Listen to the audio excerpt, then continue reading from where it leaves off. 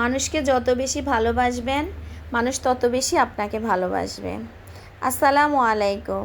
আমি বাংলাদেশি ব্লগার হাজেরা। আপনারা সবাই কেমন আছেন? আশা করি আল্লাহর রহমতে সবাই ভালো আছেন। আমরাও আল্লাহর রহমতে ভালো আছি। আজকে আমার বোনের বাসায় আমার লাস্ট দিন, কালকে চলে যাব। দেখেন আমার বোন কি রান্না করেছে। এখানে রান্না করেছে সরিষা ইলিশ, তারপরে গরুর মাংস আলু দিয়ে আর ডাল। সরিষা ইলিশের রেসিপিটা আসলে সবাই পারে কম বেশি, এজন্য তেমনভাবে শেয়ার করলাম না, হালকা পাতলা কিছু শেয়ার করলাম। কড়াইতে আমি সরিষার তেল দিয়ে দিলাম।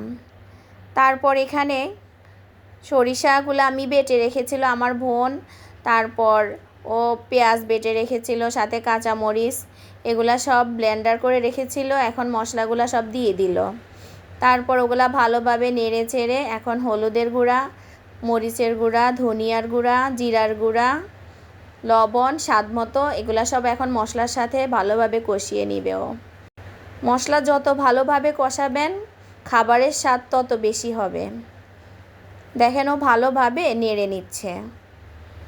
তারপর একটু ঝোলের পানি দিয়ে দিবে যেন মশলাটা কড়াইতে লেগে না যায়, কারণ যতক্ষণ পর্যন্ত তেলটা উপরে ভেসে না আসবে ততক্ষণ এগুলা ভালোভাবে কষাতে হবে, যেন একটা সুন্দর একটা গ্রান আসে। আর উপরে যখন মশলার তেলগুলা ভেসে আসবে তখন ও ভালোভাবে নেড়ে চেড়ে এখন মাছগুলা দিয়ে দিবে। মাছগুলা অল্প একটু সরিষার তেলে হালকাভাবে ভেজে নিয়েছে, কড়াভাবে ভাজা যাবে না। এই যে দেখেন ও মাছগুলা দিয়ে দিচ্ছে। মাছগুলো এখন মশলার সাথে ভালোভাবে নেড়ে চেড়ে মিশিয়ে নিবে।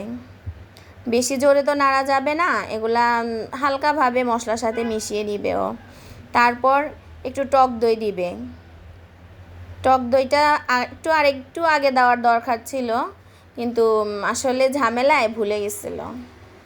পরে একটু ঝোলের পানি দিয়ে দিলাম, আর কোনো পানি দেওয়া হবে না। এই ঝোলের পানির মধ্যে আপনার মাছটা সিদ্ধ হয়ে যাবে।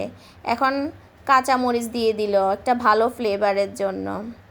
তারপর ভালোভাবে নেড়ে চেড়ে কষিয়ে নিবে। প্রত্যেক দিনের মতো আজকেও একটা অনুরোধ করলাম, আমার ভিডিওটি যদি আপনাদের কাছে ভালো লাগে তাহলে সবাই আমার ভিডিওতে লাইক, কমেন্ট এবং শেয়ার করে দিবেন। সবাইকে অসংখ্য ধন্যবাদ আমার ভিডিওর পাশে থাকার জন্য। আর যে সকল আপু ভাইয়ারা, আঙ্কেল আন্টিরা আমার ভিডিওতে লাইক, কমেন্ট, শেয়ার এবং সাবস্ক্রাইব করেছেন তাদেরকে অসংখ্য অসংখ্য ধন্যবাদ। আমার মনের অন্তর থেকে তাদেরকে অনেক ভালোবাসা রইল। এই দেখেন আমাদের সরিষার ইলিশের ফাইনাল লুক কেমন হলো অবশ্যই জানাবেন।